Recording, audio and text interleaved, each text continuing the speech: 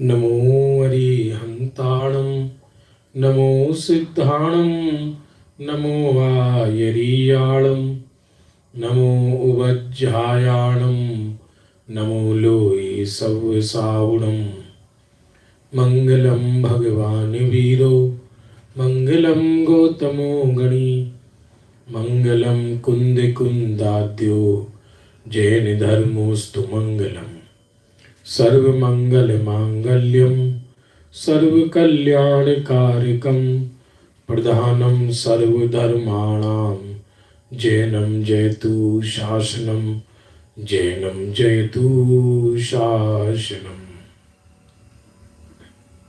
बंधु, आज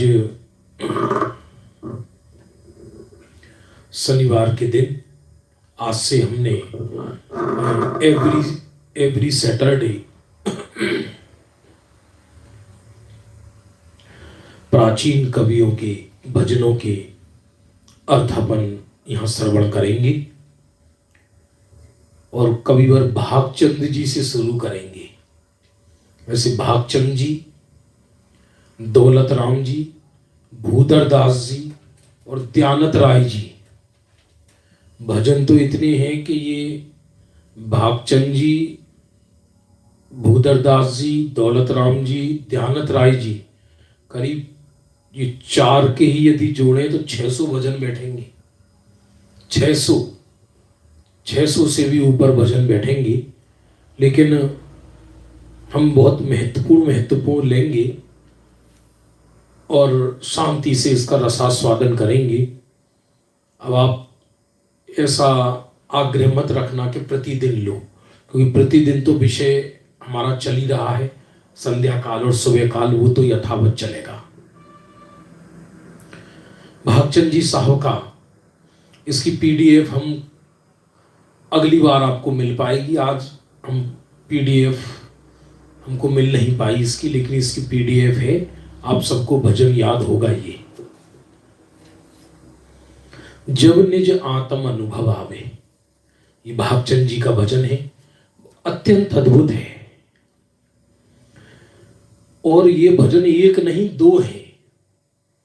जब निज आत्म अनुभव आवे, ऐसे दो भजन है। एक भजन केवल 5 छंद का है और एक भजन 7 छंद का है। हम पहले 7 छंद वाले भजन को ले रहे हैं। आज दोनों हो जाए तो अच्छा है, कोई जल्दबाजी नहीं है। मतलब अर्थ भी समझेंगे और रसास्वादन भी करेंगे। कविवर भागचंद जी वो महान कवि हुए हैं। आगरा के पास रहने वाले थे और बताते हैं ज्ञानी महात्मा थे, देव शास्त्र गुरु के परम भक्त थे। शुरू करते हैं राग गौरी राग में ये भजन है। आत्म अनुभव आवे जब निज आत्म अनुभव आवे, आत्म अनुभव आवे जब निज आत्म अनुभव आवे। ध्यान देना, वो पहला वाला भजन नहीं है ये, जब निज आत्म अनुभव। ये दूसरा है भागचंद जी के। ऐसे दो भजन है। दूसरा ले रहा हूं अभी मैं। ये भजन सौरभ है, महावीर जी से छपी है। भागचंद भजन सौरभ, उसका 35वें नंबर का भजन है। आत्म अनुभव आवे जब निज आत्म अनुभव आवे, और कछु ना सुहावे जब निज आत्म अनुभव आवे। पहली 2 लाइन में कहते हैं, जब आत्मा का अनुभव आता है तब कुछ और नहीं सुहाता। अब कुछ का मतलब सब कुछ है।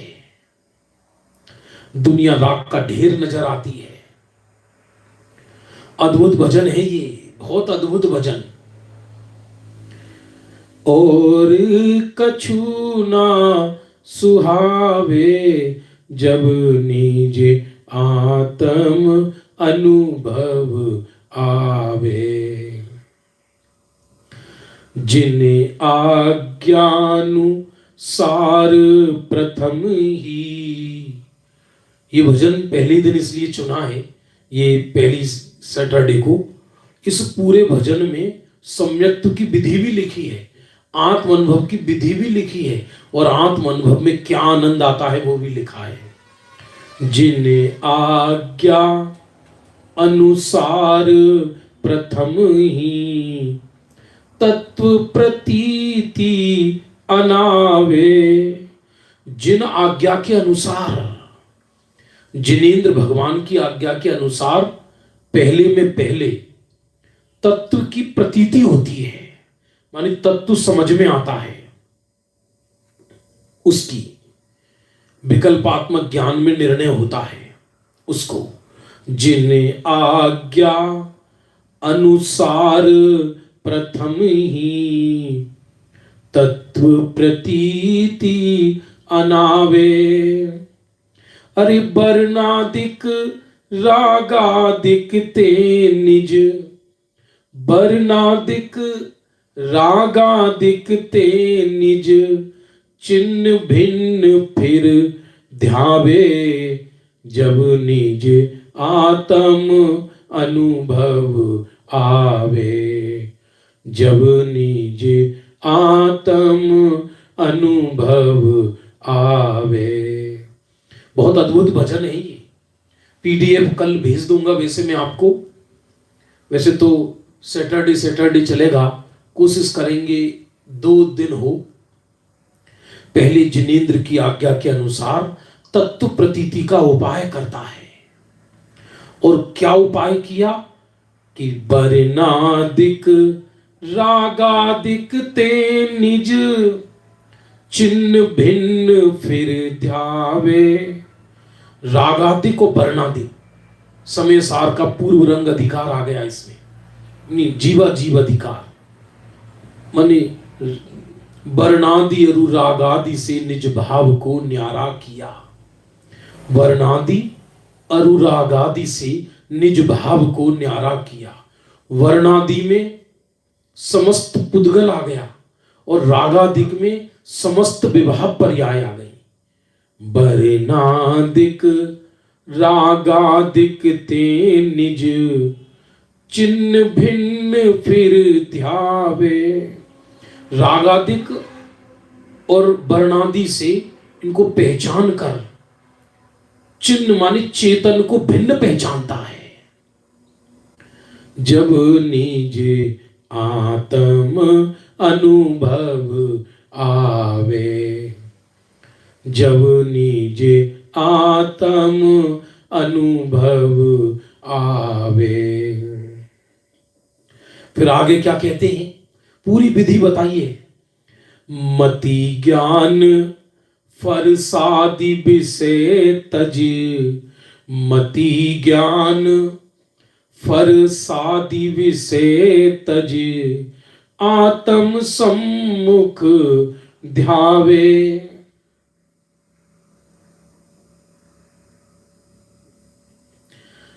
हाँ स्क्रीन के साथ दिखाने की बात है। वो स्क्रीन जो साथ दिखाया जाता है वो मुझे सीखना पड़ेगा पहले से, लेकिन वो जूम पर होता है, यूट्यूब पर नहीं हो पाता है। तो देखेंगे अगली बार। बहुत बहुत धन्यवाद अजीत जी भाई साहब, बात तो सही है आपकी। मति ज्ञान फरसादि विषय तज, ये जो बाहर में मति ज्ञान है, ये जो मति ज्ञान माने इंद्रिय ज्ञान, ध्यान देना, श्रुत ज्ञान को नहीं लिया भागचंद जी ने, क्योंकि अनुभूति तो श्रुत ज्ञान से होती है मुख्य रूप से, माने श्रुत ज्ञान ही अंतर्मुख होता है। यद्यपि मति ज्ञान भी अंतर्मुख होता है, लेकिन वो मति ज्ञान और श्रुत ज्ञान जो पुद्गल को विषय बनाए, उसको जड़ कहा, उसको जड़ कह दिया एकदम स्पष्ट रूप से। मति ज्ञान फरसादि विषय तज, आत्म सम्मुख धावे। ज्ञान तो वही है ना, ज्ञान तो वही है, वो ज्ञान वही है। वर्णाधिक प्रश्न पूछ रहे हैं लोग, वर्णाधिक माने क्या? कक्षा है बंधु, वही आपको पूछ सकते हो। वर्णाधिक माने स्पर्श रस गंध वर्ण, ये जो बाहर में गुण स्थान, मार्गणा स्थान, ये शरीर, इसका आकार, संस्थान, सेहनन, ये सब वर्णाधिक है। और राग द्वेष आदि के परिणाम रागाधिक हैं। तो वर्णाधिक अनुरागादि से चेतन का चिन्ह भिन्न पिछानता है। और फिर क्या करता है? मति ज्ञान फरसादि विषय तज, मति ज्ञान फरसादि विषय तज, आत्म सम्मुख धावे। जो मति श्रुति ज्ञान बाहर में बह रहा था, उसको आत्म सन्मुख करता है। सन्मुख क्या करता है? उस ज्ञान में आत्मा की इतनी महिमा आती है कि वो मति श्रुति ज्ञान आत्म सन्मुख हो जाता है। नए प्रमाण निक्षेप सकल श्रुत, नए प्रमाण, नए प्रमाण निक्षेप सकल श्रुत, ज्ञान विकल्प नसावे। जब निज आत्म अनुभव आवे, जब निज आत्म अनुभव आवे। नए प्रमाण निक्षेप, ये तीन चीजें, इन तीनों का तत्व अन्वेषण के काल में तो प्रयोग होता है, लेकिन आत्म अनुभव के काल में इनका विकल्प नष्ट हो जाता है। शुद्ध नए के विषय में परिणाम लीन हो जाता है। शुद्ध नए का विकल्प नहीं रहता। बहुत अद्भुत, कोई किसी ने सोचा नहीं होगा कि भागचंद जी की इस भजन के अंदर पूरा समय सार है, पूरा समय सार एक भजन के। ये मेरे पास भागचंद जी के 87 भजन है, ये तो एक भजन है, ये तो अकेला एक भजन है। ऐसा लगता है मुझे इन कवियों की प्रसिद्धि होनी चाहिए, जबरदस्त लहर आनी चाहिए। भागचंद जी, भूधर दास जी, दौलत राम जी, दयानंद राय जी, ये तो चार प्रमुख हैं। फिर बनारसी दास जी और भी हैं, पर ये 4-5 प्रमुख हैं। नए नए का विषय रहता है, लेकिन नए का विकल्प चला जाता है और सच्चे प्रमाण का जन्म हो जाता है। सच्चे प्रमाण, क्योंकि शुद्ध नए के विषय में श्रुत ज्ञान लीन है। क्या कहा?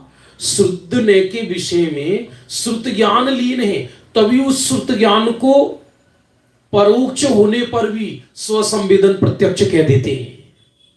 तो सच्चे प्रमाण का जन्म हो गया। और निक्षेप आदि तो तत्व को समझने में समय में आता है, अभी तो तत्व का वेदन है, आनंद है। नए प्रमाण निक्षेप सकल श्रुत, ज्ञान विकल्प नसावे।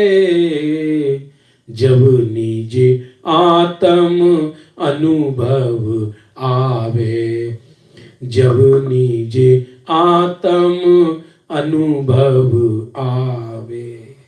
ज्ञान का विकल्प भी नष्ट हो गया। अनुभव के काल में ज्ञान को यह विकल्प नहीं रहता कि मैं आत्मा का अनुभव कर रहा हूं। अनुभव का आनंद तो होता है, पर अनुभव का विकल्प नहीं होता। और एकता आनंद में नहीं होती, एकता लीनता आत्मा में होती है। आनंद तो फल है, आनंद तो फल है। गजब किया भागचंद जी साहब ने।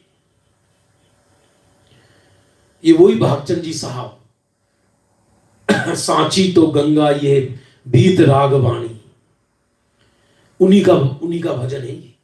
अब सोच भी नहीं सकते, एक एक एक भजन ऐसा आएगा, आपको ऐसा लगेगा ये भी सुन लूं, इसका भी अर्थ समझ में आ जाए, इसका भी आ जाए।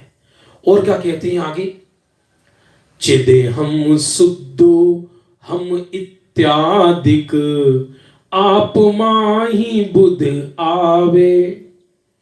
चिद अहम, मैं चैतन्य मात्र हूं, शुद्धो हम, मैं शुद्ध मात्र हूं, आप माही बुध आवे, माने वो ज्ञानी अथवा सम्यक ज्ञान अपने में ही आत्म अनुभव, पहले आत्म अनुभव से पहले ये विकल्प होते हैं, बाद में ये विकल्प समाप्त हो जाते हैं। रहस्यपूर्ण चिट्ठी, चिद हम शुद्धो हम इत्यादिक आप माही बुध आवे, माने आत्म अनुभव से पहले ये विकल्प चलते हैं और बाद में चैतन्य मात्र रह जाता है, शुद्ध मात्र रह जाता है, अपने ही अंदर स्वयं विलास रूप पर परिणमन कर जाता है। और आगे की लाइन तो गजब लिखी, अरे तन पे वज्रपात गिरते हूं, तन पर वज्रपात गिरते हूं, नेकु न चित्त डुलावे, जब निज आत्म अनुभव आवे। ऐसे आत्म अनुभव के काल में यदि सर पर वज्र भी गिर जाए, क्या लाइन लिखी, तन पे वज्र पात गिरते हूं, तन पर वज्रपात गिरते हूं, नेकु न चित्त डुलावे, जब निज आत्म अनुभव आवे, जब निज आत्म अनुभव आवे। तन के ऊपर वज्रपात हो जाए, बिजली गिर जाए, ऐसी ऐसी भाषा लिखी है, शरीर के कोई सहस्त्र खंड कर दे तो भी नेकु ना चित्त डुलावे, तो भी रंच मात्र चित्त डुलायमान नहीं होता। हाँ हाँ, पूरा खुलासा करेंगे आनंद पूर्वक। तो किसी को प्रश्न हो सकता है, क्या चौथे गुण स्थान के आत्म अनुभव में इतनी स्थिरता है क्या कि सर पे वज्रपात गिर जाए और तनिक भी चित्त ना डुले? भाई साहब, चौथे गुण स्थान का शुद्धोपयोग हो या पांचवें गुण स्थान का आत्म अनुभव हो या छठे सातवें गुण स्थान का आत्म अनुभव हो, अनुभव की क्वालिटी तो एक ही है। अनुभव की क्वालिटियां अलग अलग नहीं है। एक में, एक चौथे गुण स्थान में अनुभव के समय, चौथे गुण स्थान के समय अनुभव में माने आत्मा में स्थिरता कम देर, थोड़े समय के लिए, पांचवें गुण स्थान में ज्यादा समय के लिए। चौथे गुण स्थान में बीतरागता कम है, पांचवें गुण स्थान में ज्यादा है, ऊपर ऊपर, लेकिन अनुभव की क्वालिटी एक ही तरह की है, अलग अलग नहीं है। आप कहोगी ग्रंथों में ऐसा एग्जाम्पल आया है क्या कि चौथे गुण स्थान वर्ती की भी ऐसी स्थिरता हो सकती है? हां, आया है। सुनो आप कैसी। सुदर्शन सेठ शमशान में सामायिक करते थे। सुदर्शन सेठ, मनोरमा पत्नी थी, कामदेव जितने सुंदर थे, आत्मा पर रीझ गए थे, आत्मा पर, आत्मा का अनुभव किया करते थे और शमशान में स्वरूप में ऐसे स्थिर हुए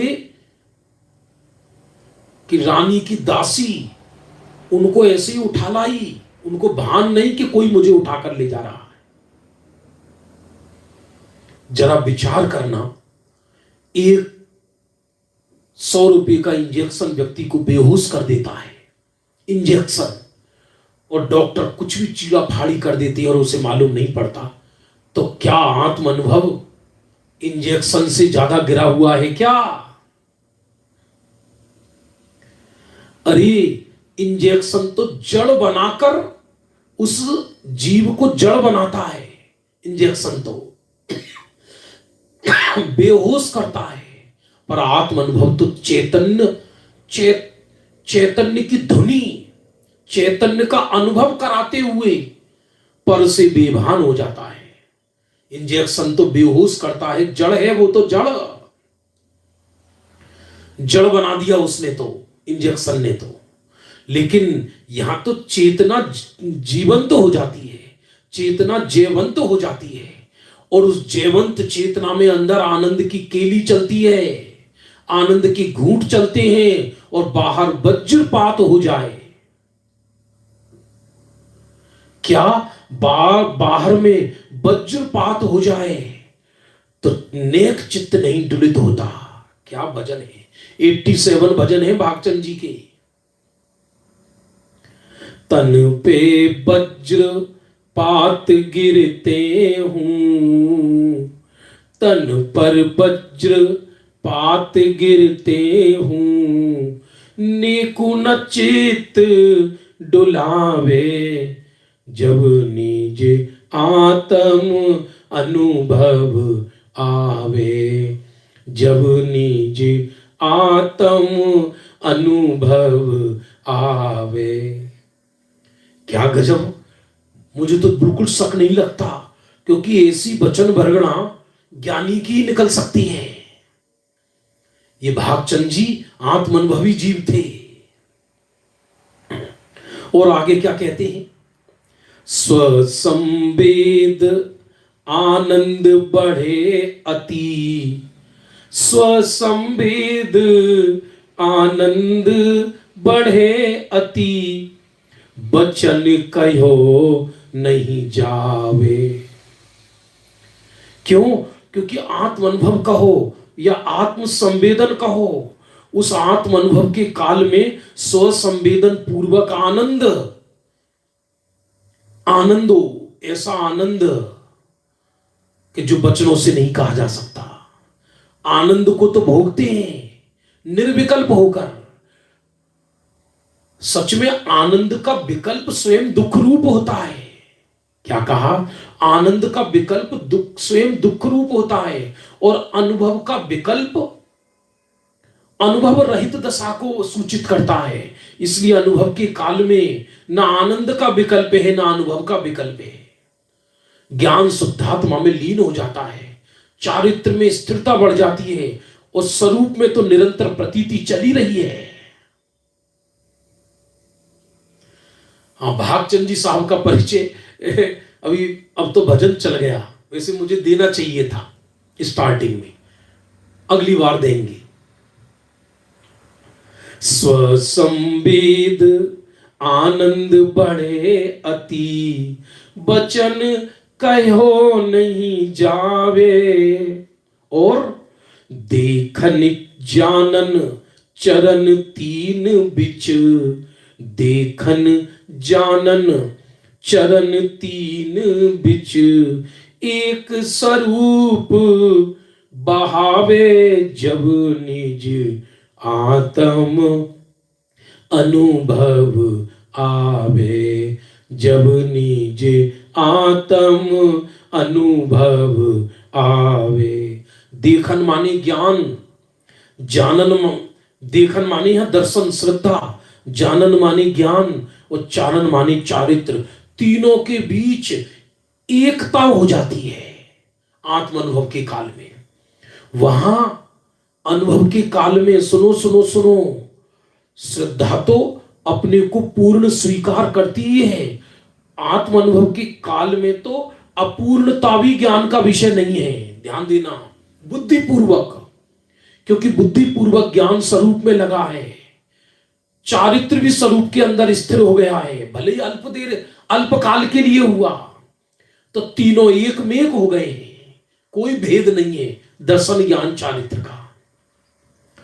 देखन जानन चरण तीन बिच, देखन जानन चरण तीन बिच, एक स्वरूप बहरावे, जब निज आत्म अनुभव आवे, जब निज आत्म अनुभव आवे। ग्रंथ है, एक एक भजन, एक एक भजन ग्रंथ है, ग्रंथ। चित करता चित कर्म भाव चित परिणति क्रिया कहावे। गजब देखना, चित्त करता, क्योंकि आत्म अनुभव के काल में कर्ता कर्म का भेद भी मिट जाता है। यही बात दौलत राम जी ने कही, चिद भाव कर्म चिदेश करता चेतना क्रियाता। अनुभव के काल में अनुभव जन्य आनंद है, आत्म अनुभव में लीन नहीं है। वो आत्म अनुभव स्वयं लीनता की पर्याय का नाम है। लीन तो स्वरूप में है।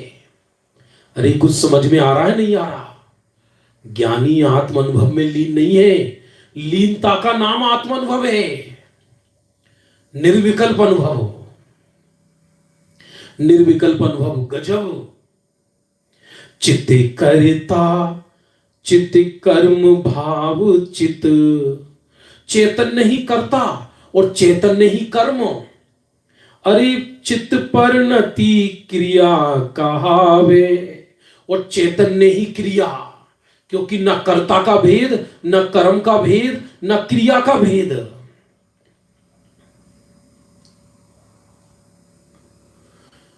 अनुभव के काल में कोई जीव साधक आत्म अनुभव के काल, आत्म अनुभव कहो, शुद्धोपयोग कहो, आत्मानुभूति कहो, लीनता कहो, लीनता कहो, परम योग कहो, आनंद का भोग कहो, अनहद नाद कहो, एक ही बात है।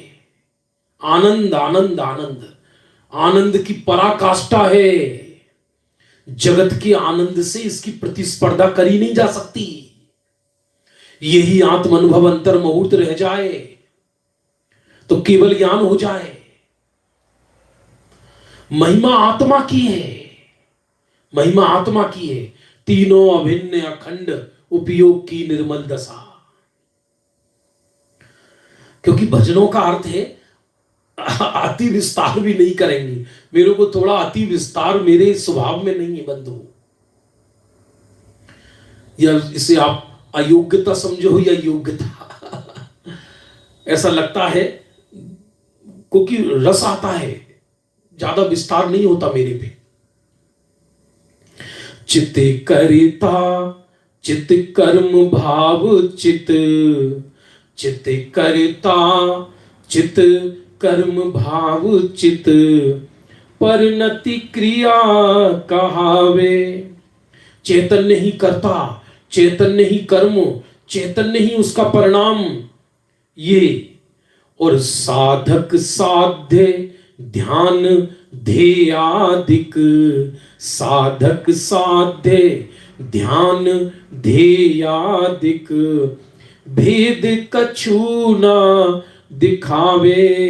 जब निज आत्म अनुभव आवे, जब निज आत्म अनुभव आवे।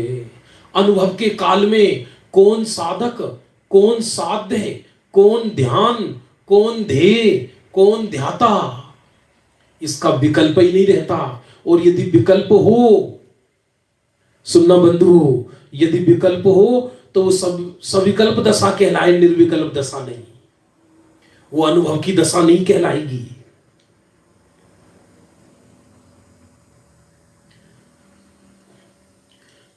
क्यों?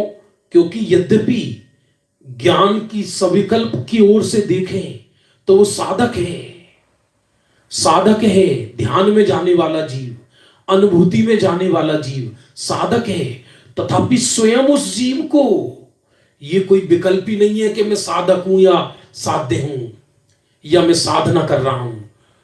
माने साधक साधना की पर्याय को उत्पन्न करता हुआ साध्य में ऐसा लीन हो जाता है कि साध्य, साधन और साधक, इसका भेद ही खत्म हो जाता है। जब निज आत्म अनुभव आवे, जब निज आत्म अनुभव आवे। अनुभव अकेला, अनुभव के काल में अकेले आत्मा ज्ञान का गेय ऐसा नहीं है, आत्मा का भोग है, आत्मा का भोग, अलौकिक भोग जिसको कहते हैं वो है ये अलौकिक भोग। अनुभव के काल में श्रद्धा, ज्ञान, चारित्र तीनों एक रूप हो जाती है। जो प्रतीति में शुद्धात्मा चल रहा था वही ज्ञान में वर्तता है, वही चारित्र भी उसमें लीन है। चित करता चित कर्म भाव चित परिणति क्रिया कहावे, साधक साध्य ध्यान ध्येयादिक भेद कछु न दिखावे, जब निज आत्म अनुभव आवे, तब कछु और ना सुहावे, जब निज आत्म अनुभव आवे। तब कछु और ना सुहावे, ये तो नास्तिक की तरफ से कथन है। अनुभव तो जो सुहाता है उसमें लीन है, तो नास्तिक की तरफ से ये कहा गया कि और कछु ना सुहावे। अनुभव के काल में तो नेगेटिविटी कुछ है ही नहीं, सब कुछ अस्ति की मस्ती है। ये मैं नहीं, ये अनुभव का काम नहीं है, जो है उसमें लीन है, जो है उसमें लीन है। बंधुओं, समझ में आ रहा है नहीं आ रहा? सिद्ध प्रकाश जी साहब रिकॉर्डिंग करा देते इन भजनों की आपके उज्जैन में आकर। प्राचीन कवि गजब है। जब निज आत्म अनुभव आवे, आत्म प्रदेश अदृष्ट तथापि। छठे नंबर का बिंदु ऐसा गजब का है कि बड़े बड़े ग्रंथों में ना मिले, और ये कोई साधारण व्यक्ति नहीं लिख सकता इस बात को, आत्म अनुभवी लिख सकते हैं। जिसका अध्यात्म का गहरा अध्ययन है वही लिख सकता है इसको। आत्म प्रदेश अदृष्ट तदापि, क्योंकि 12वें गुण स्थान तक आत्म प्रदेश नजर नहीं आते। 12वें गुण स्थान तक परोक्ष ज्ञान कहा है, इसलिए आत्म चौथे गुण स्थान से लेकर 12वें गुण स्थान तक आत्म अनुभव में आत्मा के प्रदेश नजर नहीं आते हैं। यद्यपि आत्मा के प्रदेश अमूर्तिक हैं, तो अमूर्तिक प्रदेशों का ज्ञान नहीं होता। परोक्ष ज्ञान में कहां से होगा? वो तो केवल ज्ञान गम्य है। आत्म प्रदेश क्या गजब है, आत्मा का अनुभव है पर आत्मा के प्रदेश नजर नहीं आते, और प्रयोजन आत्मा के प्रदेशों से है ही नहीं। प्रयोजन आत्म प्रदेशों से है ही नहीं। प्रयोजन तो आनंद है, प्रयोजन तो सुख है, आनंद झरना झर रहा है। आत्म अनुभव माने अंधा और गूंगे की मिश्री। जैसे अंधा और गूंगा मिश्री खाए तो मिश्री का आनंद तो आता है, लेकिन बता नहीं पाता कैसे रंग की है, देख नहीं पाता। ऐसी परोक्ष ज्ञान में आत्म प्रदेश, और इसी परोक्ष ज्ञान को स्वसंवेदन की अपेक्षा स्वसंवेदन प्रत्यक्ष भी कहने में आता है, जो रहस्यपूर्ण चिट्ठी के अंदर जिसका वर्णन किया टोडरमल जी साहब ने। आत्म प्रदेश अदृष्ट तदपि,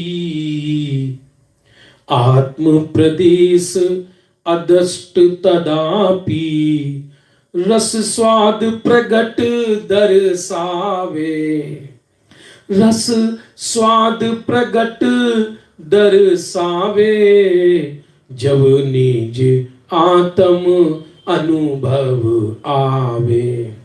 आत्म प्रदेश नजर नहीं आती तो भी रस का स्वाद प्रत्यक्ष होता है, प्रगट दर्शावे। वो आत्मा में से झरना झरता हो, जैसे झरना झरता हो। अरे बैसाख मास की भीषण गर्मी हो और राजस्थान की, वो भी जोधपुर साइड की, और वहां भीषण गर्मी में व्यक्ति एसी में बैठा हो और ठंडा ही पी रहा हो, उस समय कोई बाहर बुलाने वाला आ जाए तो बाहर निकलने में प्राण छूटते हैं, अपने घर से बाहर आने में।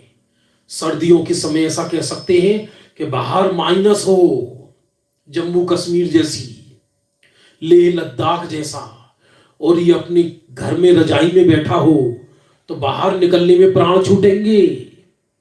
इसलिए बाहर वो, अंदर रस का वेदन चलता है, उसको कहें कैसे। लिखा इसमें, आत्म प्रदेश अदृष्ट तदापि, हिंदी अर्थ भी लिखा है इसमें। जहां कुछ समझ में नहीं आएगा मैं वहां से देख लेता हूं। आत्म प्रदेश सूक्ष्म है और अदृष्ट है, फिर भी इनका अनुभव होता है, यह स्पष्ट है।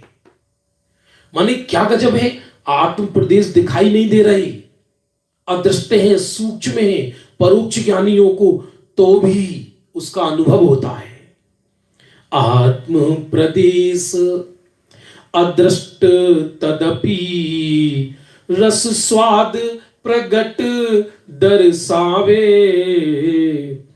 जो मिश्री दीसत न अंध को सप रस मिष्ट चखावे, जब निज आत्म अनुभव आवे, जब निज आत्म अनुभव आवे, तब कछु और ना सुहावे, जब निज आत्म अनुभव आवे।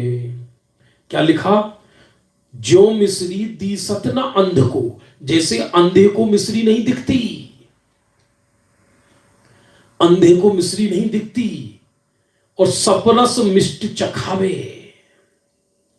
लेकिन सपरस माने रस सहित उस मिश्री का स्वाद लेता है। वैसे ही चौथे गुण स्थानवर्ती या संसारी जीवों को जो आत्म अनुभव होता है, वो आत्म प्रदेश नजर नहीं आने पर भी आत्म प्रदेश का अनुभव होता है। वेदन की अपेक्षा, सुख की अपेक्षा उसका, और हमारा प्रयोजन तो यही है, बस प्रयोजन तो सुख है ना ज्ञानियों का। जो मिश्री दी सत न अंधे को सप रस मिष्ट चखावे, जो निज जब निज आत्म अनुभव आवे, और कछु ना सुहावे, और कछु ना सुहावे, जब निज आत्म अनुभव आवे। अरे आश्चर्य है, जब जगत में कोई प्रेमी हो, उसे किसी प्रेमिका से प्रेम हो गया, किसी कन्या से, तो जगत नहीं सुहाता, खाने पीने में मन नहीं लगता उसका, वो नजर आती है। तो लौकिक पाप वासनाओं में जीव जगत को भूल सकता है, तो जो आत्मा के आनंद सागर में डूब जाए, उसे जगत का विकल्प कैसे आएगा, उसे जगत कैसे सुहाएगा। जब पाप की वासना में व्यक्ति को जगत नहीं सुहाता, तो जो आत्म अनुभव में डूब जाए, आत्म स्वरूप में डूब जाए, उसे जगत कैसे सुहाएगा। अलख निरंजन है, योगी बन गया, योगी योगी। आत्म प्रदेश अदृष्ट तदपि रस स्वाद प्रगट दर्शावे, जो मिश्री दी सत न अंधे को, जैसे मिश्री अंधे को नहीं दिखती, सप रस मिष्ट चखावे, जब निज आत्म अनुभव आवे, जब निज आत्म अनुभव आवे। अंत में भागचंद जी क्या कहते हैं, 7 छंद है आत्म अनुभव के। भागचंद जी ने 2 भजन लिखे हैं, पहला वाला 34वां नंबर छोड़ा है मैंने, बाद में लूंगा उसे। वो वाला, रस नीरस हो जात ततक्षिन, अक्ष विषय नहीं भावे, गोष्ठी कथा कोतुअल बिगटे, पुद्गल प्रीति न सावे, राग द्वेष जुग चपल पक्ष जुत, मन पंक्षी मर जावे, ज्ञानानंद सुधारस उमगे, घट अंतर न समावे, और भाग चंद ऐसी अनुभव की, हाथ जोड़ सिर नावे। ये अलग भजन है और ये अलग भजन है। वो इस भजन में, पहले वाले भजन में आनंद की मस्ती बताई है, और इस भजन में राग गौरी है, इसमें अनुभव की विधि भी बताई है साथ में। और अंत में भागचंद जी क्या कहते हैं?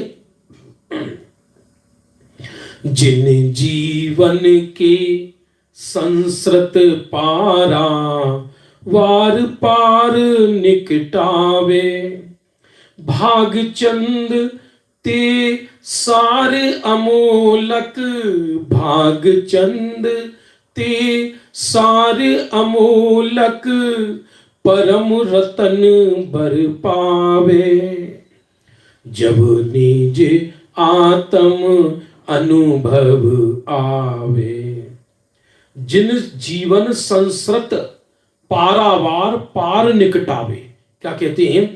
जिन जीवों को सम्यक प्रकार से आत्मानुभव हो गया और वो जीव पारावार पार निकटावे, वो भव सागर से पार हो जाते हैं, वो भव सागर से पार हो जाते हैं।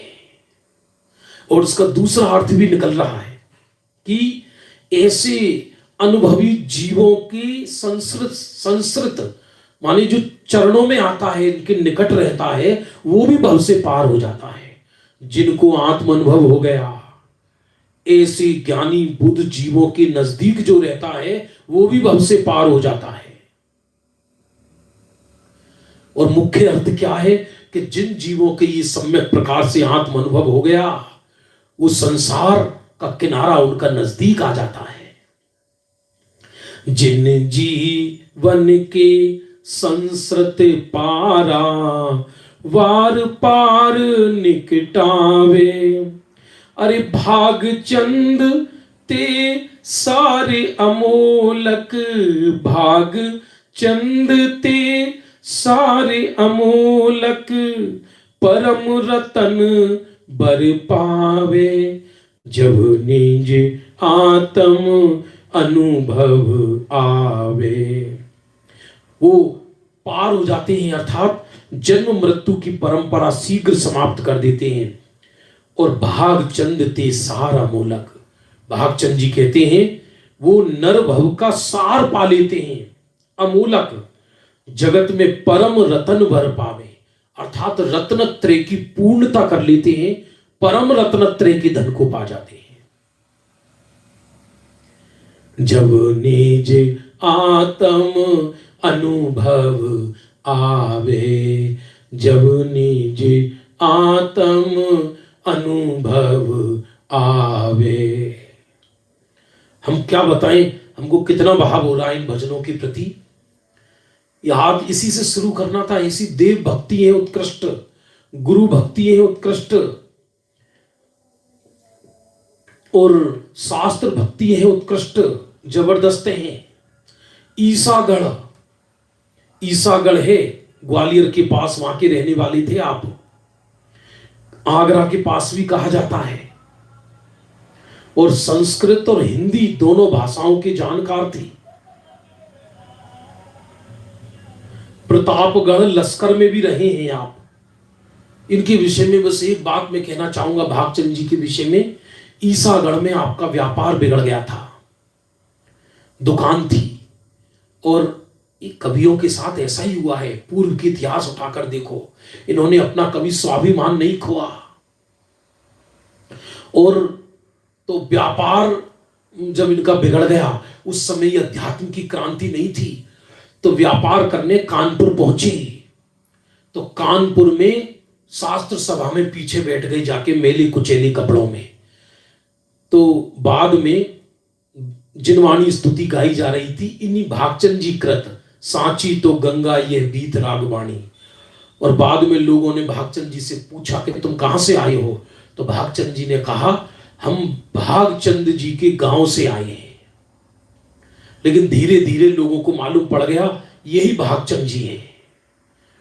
तो लोगों ने कहा कि हमारे तो भाग्य खुल गई आपके दर्शन करके, आप यहां प्रतिदिन हमारी शास्त्र सभा कराइए, आपकी व्यवस्था पूरी समाज करेगी, आप चिंता मत करो। तो भागचंद जी ने लाइन बोली बड़ी सुंदर, बहुत गजब की, वो जीवन में उतारने लायक है। तो भागचंद जी ने समाज वालों को कहा भागचंद चना बेचकर खा लेगा, लेकिन जिनवाणी बाँच कर मैं आजीविका नहीं करूंगा, ये बोला। ये ऐसा एक प्रसंग आता है, लोगों ने सुनाया हमें। बाद में तो समाज वालों ने उन्हें एक लौकिक आजीविका कराई। ऐसी एक इतिहास है, किसी दिन हिस्ट्री पूरी पढ़ेंगे, बहुत सुंदर सुंदर भजन है। अभी समय हो गया, क्योंकि 7:15 पुनः दोबारा सुभाषित रत्न संदोह में मिलेंगे। और कल रविवार भी है, रविवार को 3:15 से 4 बजे तक अद्भुत कथा सुनाएंगे, जिसका नाम है प्राणी दया। अभी 7:15 पुनः मिलेंगे।